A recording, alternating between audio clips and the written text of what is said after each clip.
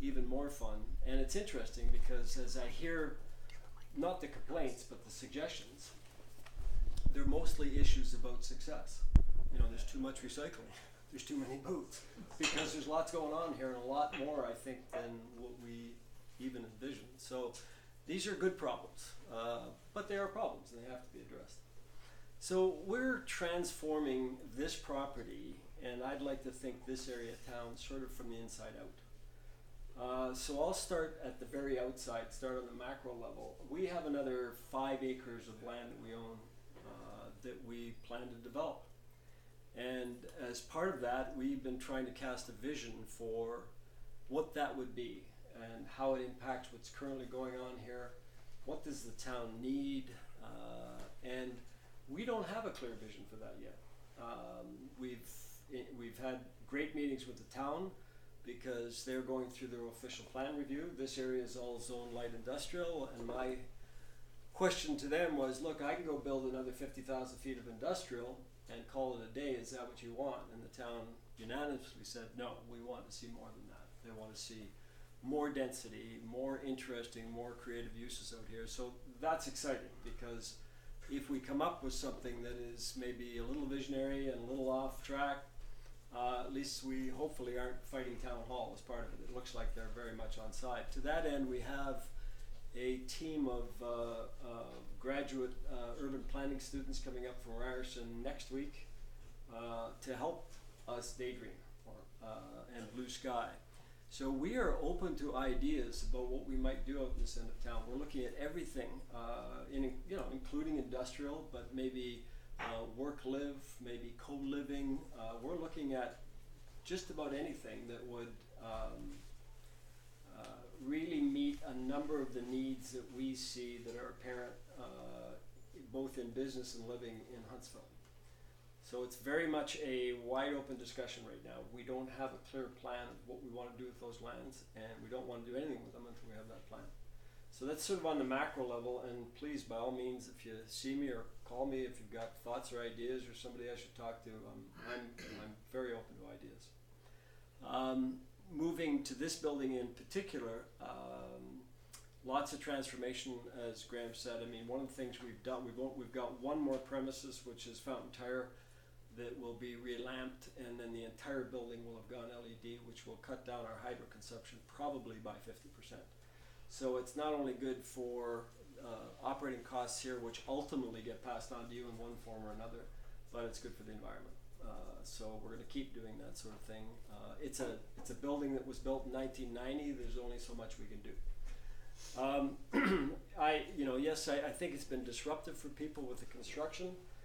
We've tried to do it in a manner that's as least disruptive as possible, and we'll carry on doing that, but you can't build things without making noise and mess. It's just the nature of the beast. I think we've been relatively successful at keeping the disruption to a minimum, so we'll carry on with that. Changes in the building. We made a decision quite some time ago not to renew the Fountain Tire lease, and that's not a light decision. We didn't have a tenant for that space, and it's a lot of rent. But it's not the right fit for the building. It was the right fit when we first thought what we're going to do with the building. But given what's going on here, we don't want your clients driving by broken down cars and piles of tires and all that sort of thing. So we did not renew the lease. You probably noticed they're moving. They're moving back to where we found them when we got them on the other side of the highway. We wish them the best of luck. They're a great company. But we would like to see what we would consider a lighter, more attractive use in that space. We have not signed a lease, but we have come to terms with a tenant, and I don't announce tenants until they announce themselves, so that will probably happen shortly. But I can tell you it's somebody in the building that's growing, which is great. And we have another tenant in the building who wants to grow into space that may be vacated by that. So there's going to be a little checkerboarding going on within the premises as these businesses that frankly we have backed have become more successful, and that's exciting. That's part of what we're trying to do here. So those things will happen. In terms of up here, the last sort of real change that we'll make in the next coming months is in my area, because that area will now get transformed. That's been sort of the last piece to get done. And there's actually another 600 square feet sort of in mezzanine space. If you can picture Fact Media carrying on, there's about another 600 feet there, which we'll be renovating and bringing Sawmill Creative in. So they're currently temporarily housed elsewhere. We're really excited about that. Really, really exciting team of young people that are doing some fun stuff. Sorry, Mike, who did you say you're bringing in? Sawmill Creative, Jacob Barkey's video company. Oh, Yeah. because they were next door. Yeah, that's right. They've actually been our tenant for a long time. They were in 5 Crescent. When I sold 5 Crescent, I rented some space in 3 Crescent just to keep them warm for a while till we got them in here, because I really want them as part of this mix. And we're already talking, I'm talking with Graham, but I'm also talking with Jacob, trying to start to put together a bit of a feasibility plan for a video studio here. For some of the needs that you've been talking about and others have been talking about. Jacob's idea is a little bigger than what we're talking about, and we're going to see if that has any traction, and then see if there's some place we can put it in the building. So there's lots of those things kind of percolating, and so when you say is there space for another meeting room, don't ever hesitate to let Graham or I know that, because I'm always trying to think about where can we tuck something else in somewhere. So we'll be renovating that part. It should not be particularly disruptive at all to anybody, anything that's going on here. Elevator inspection is due next Friday, I believe. So hopefully after Friday, the elevator will be operational. So a nice addition. So the main entrance and the facade of the building are the things that we want to tackle next, and we've been wanting to do it for quite a while, but we've actually been waiting patiently for the food co-op. The food co-op, as you know, has been struggling to get funding, and this has been going on for a long time. We believe they're on the doorstep, and we hope they're on the doorstep, and we hope to be able to pull the trigger. I mean, we are already investing. I mean, you probably noticed that we're already cutting plumbing into that space, but we're taking a chance with the food co-op, because we think it's a wonderful addition to the community and to this building. I don't like the vegetables out front, and I basically, I left that to Kelly and Graham to manage. It is my space, it's common area. But, and I think one of the great things about this is that, in downtown Toronto, the office tenant would be, saying, get those vegetables, at least there's some give and take here while this is going on. And it's just trying to help them. I find it unattractive. I can't wait till it's back in their store. But the plan is we're ready now. We're going to clean up the back end now that the elevator's done. They can move back into that space while we renovate their store. Because the plan is to build them a proper store with entrances outside, lots of glazing. We'll be taking out some of the trees, putting in some new trees, doing landscaping that will include an outdoor cafe, and a whole facelift to this front of the building. Also making the whole front of the building accessible. Meaning that it will, all be on a grade rather than steps. There will be accessible doors, so there'll be openers on the doors. And again, we're trying to do that all at the same time as the co-op, and we've been waiting. I wanted to put doors in quite a while ago, and we may have to go ahead because there should be a vestibule there to control the heat and so on. So that's some of the stuff that's happening in and around the building. I'm not sure, have I covered everything? Garbage recycling. So garbage recycling, again, good problem to have. I don't have a solution for it. That's his Now, obviously, particularly the food co-op, as they get busier, they're going to need a serious solution to both garbage recycling and composting. I'd like to be composting on the property somewhere. I think that's the right thing to do. So we're all thinking in the same direction. I think in the meantime, it's a workaround. It's trying to figure out how do we get the bits and pieces to the curb. There isn't quite the physical facility, although we will have a better setup ultimately downstairs for some of the bins. It's really hard though to keep any kind of garbage, including recycling, inside a building because people tend to put food products in, and it just makes it problematic. So we're going to experiment with keeping some of it in the building, see how we do, and have the rest of it outside the building, and exactly where that'll be is we're still working it out. I don't have a definite answer. If I'm just thinking of recycling too, if you do take the stuff downstairs, like if maybe don't like vomit from the top of the stairs down, and the food products. Like a few times I've been back there with like things wrapped around my head underneath the stairs hauling out crap with my boys because Graham delegated us to deal with it, and I didn't realize what I was agreeing to do when I said yes. So, you know, things like that are just simple things, right? If you don't find the disgusting rotten thing at the bottom so that you're gagging, whatever, like just if you can help with that, I think that'd be great in the meantime until we have that real clear division of stuff. One other thing I should say is we've in all of this moving people around, people growing, I've been sort of trying to hang on to some space to be able to do some more creative things, and I don't know exactly what they are. One of them might be the video facility.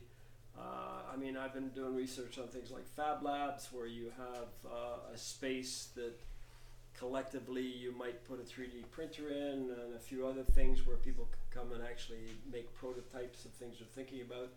I just think the more that we can think and do on that line, we will just foster so much interesting things coming out of this building, this town, and it will make it an interesting place for the 20-somethings to either stay or come back to. And I really think that's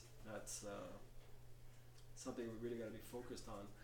Just as an aside, this is Harrower Properties, not just this property, but we're engaged right now with some of the major employers throughout the district. There's a real housing problem. This is not something that this isn't news.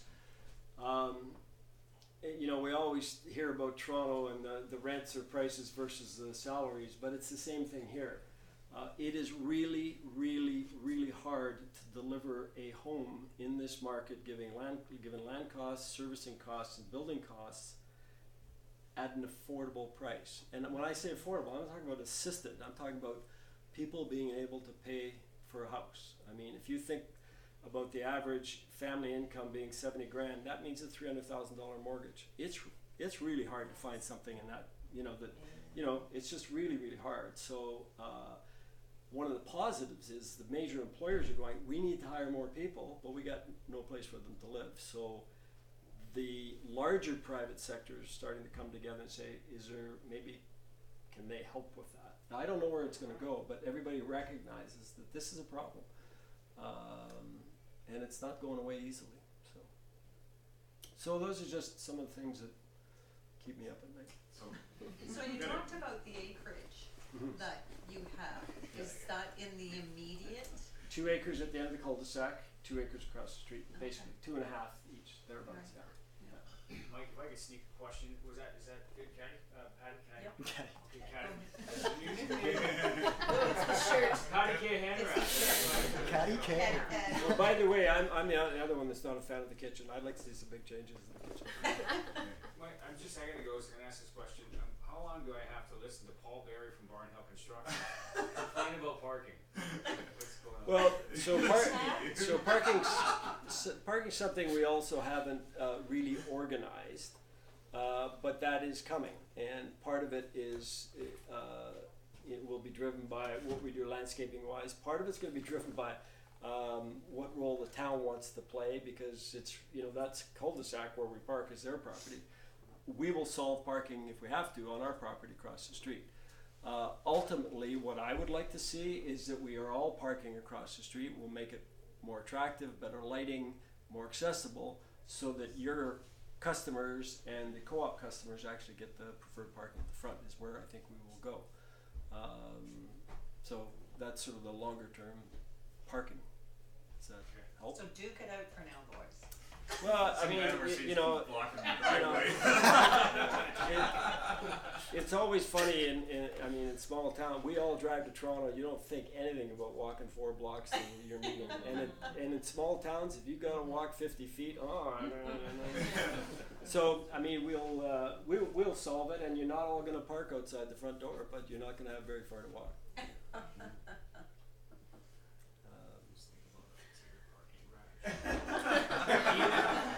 You know what? At 40 grand a stall, it's yours. Mike, have you thought about what the exterior material that you're going to use for the facade? Yeah, we're looking at a whole bunch of things. The most affordable is paint. But so you will probably part of what you will see is paint with features, and whether or not those features will also be steel but of a different finish, or whether there might be some wood on the front. We're just still working through all that. There's no hard and fast. The co-op actually has come up with an exterior plan. It's pricey, and my comment to them was, looks great. Can you afford it? So we don't have a final plan. But it'll just look less industrial. Correct. Yeah, it will look less industrial, but it's not going to look like an office building either. I mean, it's an industrial building, and that's part of its thing. So when we created this space, part of it was not to make it look like the Toronto Dominion Centre. It was to make it look like what I call Muskoka industrial funk. But at a level of quality that when people walk in, they know that, hey, this is, not only is it cool, but it's good. And so we want that to pervade throughout the building and on the front of the building. And so I'm hoping, and I'm not the person, I'm hoping that we're going to find somebody with a really doable, creative idea for the front that'll go, hey. Because sometimes you can create really industrial looking features that look great. You know? Well, I mean, an example is King Street West in Toronto. Exactly. Those Yeah. are all industrial buildings Yeah. that have been repurposed. Yeah. So, Yeah. So rather than trying to make it look like what it's not, I'd like to figure out how to make it look cool the way it, in its genre as it were. I just wanted to add on that note, walking in and seeing the vegetables from the Good Food Co-op makes me conscious consistently of the food that I'm putting in my mouth, and makes me feel that there's a really awesome connection to this building and Whole Foods and eating well, and it's a piece of what drew me here as wanting to have my office here. I agree. So, I'd like to see I it know we're all displayed a different. little more professionally, Different, as would they. They would like to see it. Yeah. I just mean I wouldn't want to see that completely No. as a hidden No. identity. I think it's a great piece No. to visual to see. I love that. Well, that wall that it's all up against will pretty much open right up, so that there will be a whole visual right into the floor when we're done. That's the plan. It'll have a fire shutter that has to come down in the event of a fire, but and at nighttime. But other than that, it'll be open so we can see and smell the bread baking. Nice. Yeah, I would say I get 50% comments saying they love it, Yeah. 50% of the time they don't like it. But honestly, I think everyone's going to be fairly happy with it when it's done. It won't be in the hallway anymore. It'll be in its own space, Yeah. and the entranceway will be an entranceway. And I think that's just what most people are just hoping for. Yeah, So. yeah. Didn't mean against what anyone said. I just mean as just to add the piece that I think that is part of the appeal. All right, just conscious of time, unless anyone has burning questions for Mike, we're good. Just so on that, by the way, when I was talking about the fab and things like that, so if any of you guys are thinking about things or see things, please talk to us about it. We're looking for ways to make this even more special. I did have a couple of people point out things that they would like me to address today over email the last couple of days. One was somebody asked to define the difference between membership here and the other tenants of the building. So I think where some of the confusion comes is that this whole building is being referred to as the hub when you're walking around town. I'm getting that feel, and I think that's a good thing. Well, it's great for the hub, of course. Kelly of the Food Co-op has been promoting that in her advertising. She says the co-op is at the hub. And I think the idea is that the feel that we're trying to get, and why I would say, I said to Kelly, yeah, you know what, have your produce there for short term, is because we want to get that feeling that all the tenants here are part of something and that we're creating a culture in the whole building. Technically, the hub is a tenant, the Food Co-op is a tenant, and then all the businesses at the back are different tenants. So I know some people were saying, well, are they all hub members? Well, most of them are hub members. Will, Dare to Be Different, is a hub member, but the hub has nothing to do with his square footage. That's between him and Harrow Properties. The same thing with Coop. They are a member, but they use this space for meeting rooms or coming to work. They meet customers here, but they don't. So do you guys see the difference? Yeah. I just want to clear that up because I had a couple of emails about that. Another one was, somebody asked for a quick breakdown on different types of memberships. Just so everyone knows, currently, as of yesterday, we have 5 yearly organization businesses. We have 20 yearly individual memberships. We have 3 yearly community group memberships. We have 21 full-time memberships. We have 4 sponsored community group plans.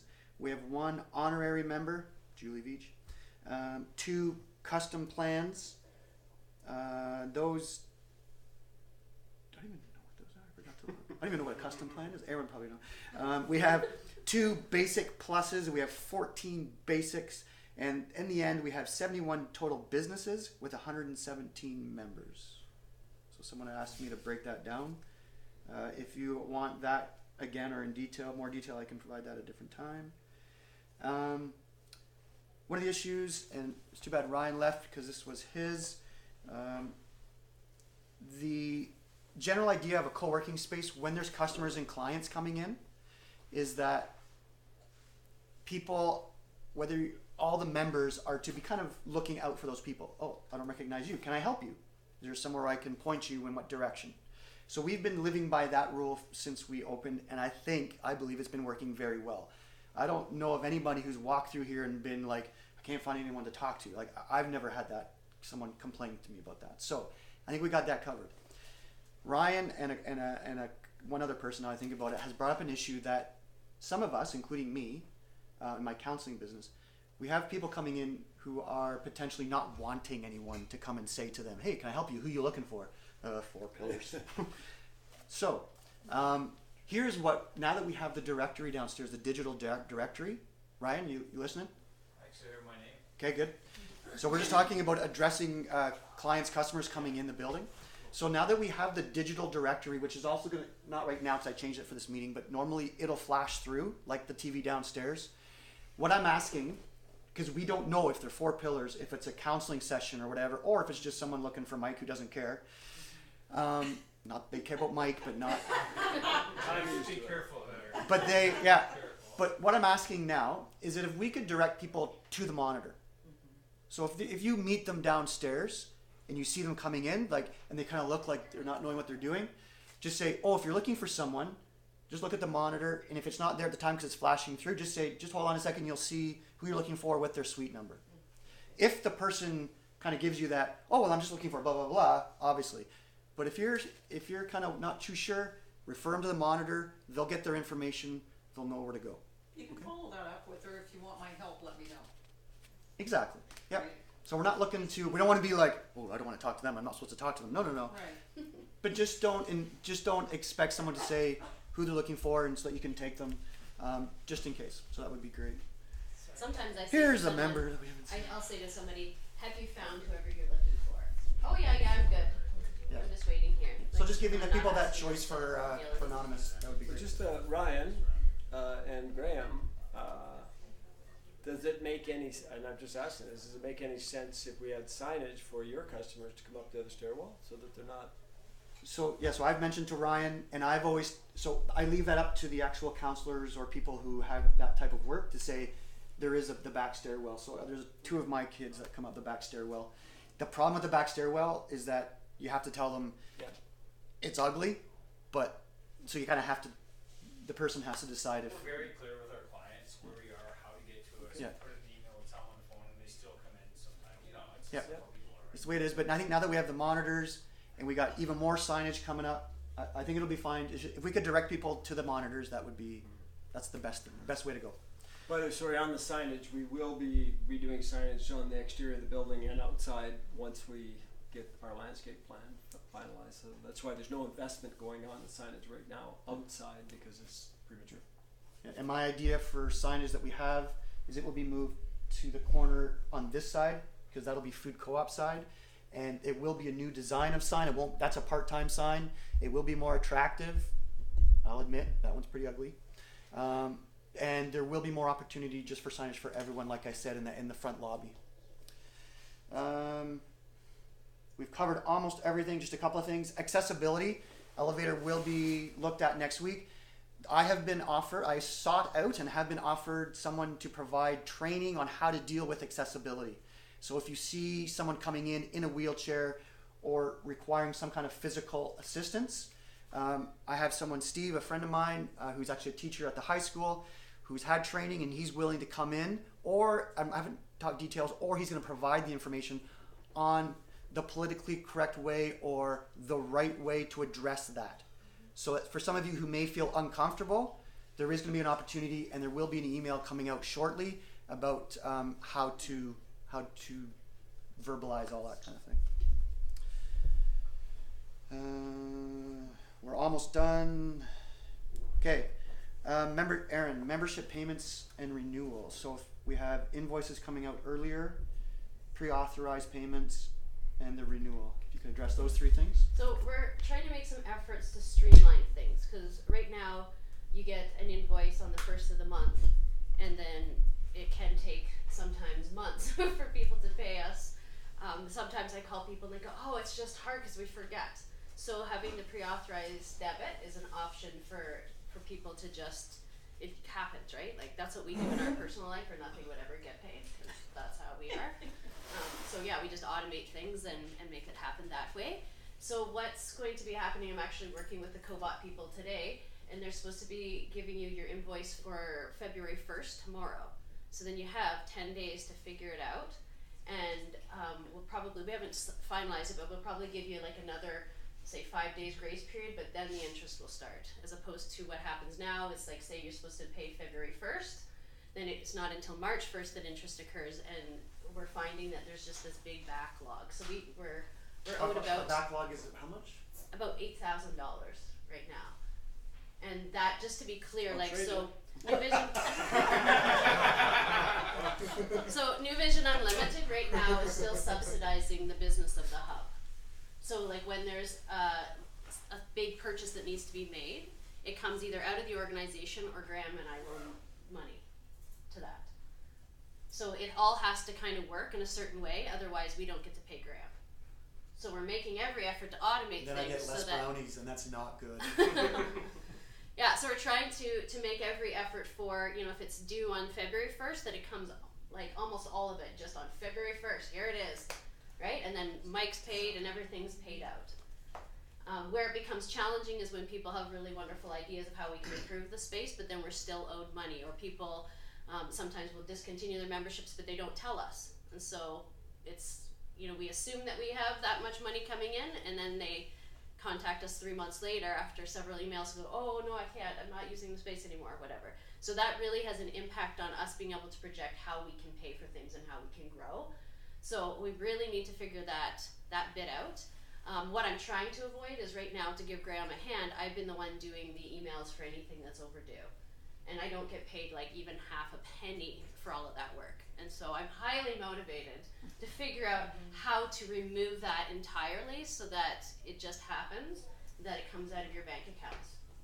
So if I could impress upon you that when what we're doing is some changes within our finances, so that the hub has its own bank account, then I'm going to make available this pre-authorized debit, and I would love if you would take that. And what it would allow you to do is that your basic fees for your membership, and it's, you know, it's a membership whether you have an office or you're in a cafe or somewhere in between, right? That'll come out automatically. And then for use of members, the rooms, then what we're going to ask is people purchase those ahead of time. So ways to do that are through PayPal, or you can just say to Graham, hey, I'm going to send you an e-transfer for $100. Can you buy me 4 hours for the boardroom? You can add it that way, however it is. But so then when you use the space, you've already paid for it. Totally. Yeah, and the few people that I've had to hunt down because they've forgotten, say, no, like seriously, I used it and then it just was like off my radar. Like didn't even recall like to go back and actually pay for it, right? Cause that's over, on to the next. Yeah, so it's, I don't get the sense that people are being like trying to be irresponsible or whatever. It's just life and busyness, and then it just Most doesn't people happen. are very good. Most people are very good. Yeah, so those are some of the things that if you have specific kind of needs that are specific to you, then just ask, right? We'll try to figure it out, but in general, that's what we're trying to head towards. And PayPal, if you can do PayPal, you know, when you pay for your meeting space, that's even better, right? Because then we don't even see it. Mm. PayPal tracks it with Cobot. It's paid, it's done. It's like has nothing to do with us. Makes me smile. I like the pre-authorized. That's a good idea. Mm-hmm. Because it's beneficial to you, but it's also beneficial to us that we don't have to go in and actually manually do an e-transfer or whatever. So cognizant of time, we're just going to fly through a couple more things. So booking rooms, starting very soon, will be required to have that payment already done ahead of time. There's more on booking rooms. There's now TVs in the boardroom and the Muskoka room. If you would like to use that technology, you're not sure how to do it, just let me know. It is extremely easy. Really, all you do is plug your device in. The TVs are set up to automatically find your device, automatically displays it on the TV. It doesn't get easier. But if you're intimidated by it, let me know. Meeting room rates. 2 of the rooms' fees are going to go up slightly. The Algonquin room is right now $10, and the Muskoka room is $10 an hour. They're going up to $12 an hour, starting in February. That purpose of that is to simply just cover the cost of the rooms. There's no other. It's not like we're benefiting from that at all. Membership rates. Membership rates, depending on who you are, depending on what type of membership you have, will be gradually going up for most of you. Slightly. By gradually, there's not going to be a boom, all of a sudden it's $50 more a month. Small increments. And this is the first time we've been raising the membership fee in the 2 years that we've been in existence. The number one reason is after 2 years, we now know what it takes to run this facility. So when we started, we threw out numbers as a best educated guess. We are now working our way to what it needs to be. Again, it's not a massive leap. So don't be like, oh my God, we're going to be paying $800 a month. No, we just want to cover our costs. That's what our goal is. And so what I'm going to leave it as is, if you would like to know when or how much, please come and speak with me. A few people have already been notified because different people started at different times. We don't raise them until you've been here for a certain amount of time. So That's for the offices. That's for the offices. That's right. Yep. Thank you. And for it's like covered under a lease, right? Exactly. Yep. Yeah. But for exactly. like general memberships, right? Like, so somebody's like, I'm here for 24 hours a month. Those are what we're trying to do is avoid what's happened with minimum wage, where they don't do anything for like the longest time and then all of a sudden go kaboom. So instead, just keeping, like something goes from $10 to $12. It's like, So you look at that and you go, okay. So here's the It's new just a little bit. new rates that we have, and I'll be sending this out if you can't see it. But a couple of them are staying the same. A lot of them are staying the same, but some of the ones more in the middle, we're adding $5 or $10 basically, depending on how many hours you're here in a month. Because I know that can be a pretty personal thing. I will take any questions right now regarding finances. I don't want to rush on that. Is anybody sitting here having a heart attack or concern? Just let me know. But I am as you know, I'm always more than happy to sit down with you and talk details. And I think that about covers. Should have the State of the Union more often and not as long. Yeah. That's my suggestion. Well, next time we won't have the landowner talking. The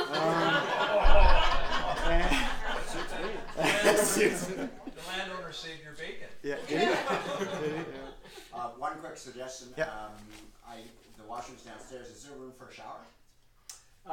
Well, we did not put that on the plans because the minute you do that, you have to make it an accessible shower. Yeah. So actually, that raises a good point. We've built more washrooms than we need, first of all, so there is some room, and we may do something like that. We haven't finalized that. Bike to work, go for a run at lunch.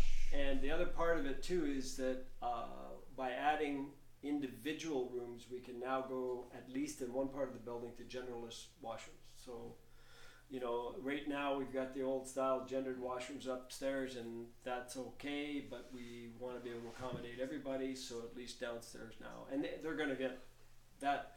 They're going to be improved in their look as well, that all the floors being done. So we may put a shower in. I think it's a good idea. There again, it's just, how do you monitor it, clean it, but it would be nice to have it. Outdoor shower. Do that easily. Hot tub. Hot tub. So I will be sending out my notes with some details to all the members. So everybody will get this in writing. So consider this just sort of a chance, though, to ask any more questions or share any ideas you have before we sign off. We're good?